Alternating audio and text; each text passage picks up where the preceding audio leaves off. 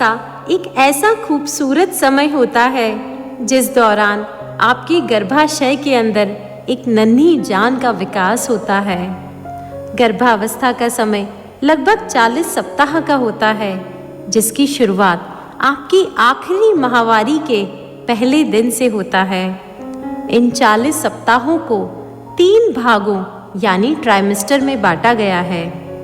पहली ट्राइमेस्टर लगभग 13 सप्ताह की होती है, जिसकी संपूर्ण यात्रा आज मैं आपको करवाने जा रही हूँ। इसमें पहले 2 हफ्तों के दौरान वास्तव में आप गर्भवती है ही नहीं। पहला हफ्ता जिसमें आपकी माहवारी के दिन गुजर रहे हैं, लेकिन अंदरूनी रूप से आपका शरीर गर्भावस्था के लिए तैयारी कर रहा है। दूसरे सप्ताह के दौरान आप कंसीव करते हैं।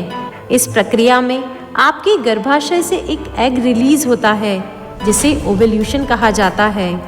दूसरे सप्ताह के अंत के आसपास माता पिता संतान की इच्छा से एक प्रक्रिया से जुड़ते हैं, जिसमें अंडाणु का शुक्राणु से मिलन होता है और जिसे कहा जाता है गर्भाधान या कंसेप्शन। इस दौरान पिता के हजारों शुक्राणु में से कोई एक शुक्राणु माँ के फिलोपियन ट्यूब में अंडे से विलीन हो जाता है, जिसे फर्टिलाइजेशन कहा जाता है।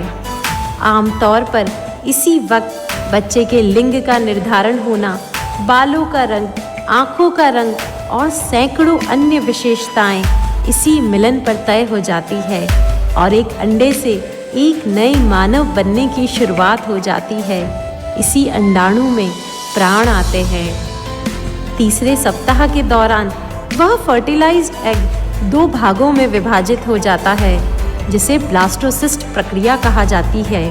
इसमें एम्ब्रियो के सेल्स अपने आप को 2 समूह में बांट लेते हैं। सेल्स का आंतरिक समूह से बच्चा बनता है और बाहरी समूह से उसको पोषण देने वाली, उसकी रक्षा करने वाली अवल नाल का निर्माण होता है। चौथे सप्ताह के दौरान ब्लास्टोसिस्ट, जिसमें वह अपनी बाहरी परत से बाहर निकलता है और गर्भाशय में प्रवेश करता है, जिसे इम्प्लांटेशन भी कहा जाता है। सप्ताह 5 से 10 को एम्ब्रियो डेवलपमेंट के रूप में बताया जाता है, जिसमें संतान जैसे मस्तिष्क, रीढ़ की हड्डी, हृदय और इसी दौरान दिल भी धड़कने लगता है। प्लेसेंटा का निर्माण हो जाता है और गर्भनाल जीवन प्रदान करने लग जाती है।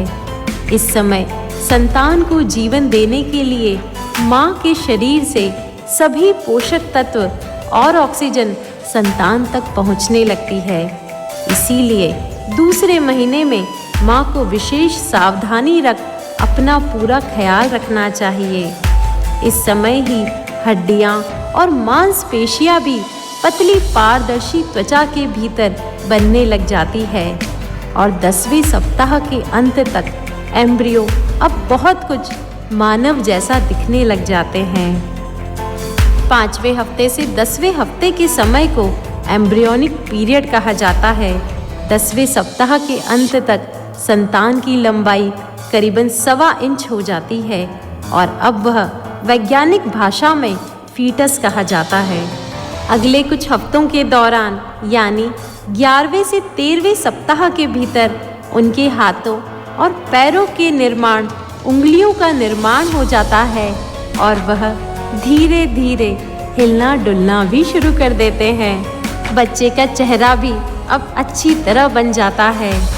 आप जानते हैं, पहली तिमाही के अंत तक यानी 13 सप्ताह के अंत तक अब बच्चा लगभग 3 इंच लंबा हो चुका है और इस समय आपका शरीर भी कई बदलावों को अनुभव करता है।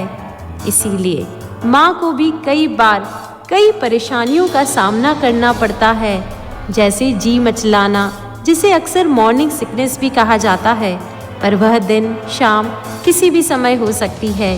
इस समय आपको अपने स्तनों में भारीपन और सूजन महसूस हो सकती है। कब्ज की समस्या, वजन कम होना या वजन बढ़ना, कुछ खाद्य पदार्थों को बहुत ज़्यादा पसंद करना या कुछ को बिल्कुल नापसंद करना, सामान्य से अधिक थकान महसूस होना, यह सब कुछ हो सकता है। यह लक्षण बहुत सामान्य है और इसमें किसी भी गर्भवती को प्रार्थना है आप अपनी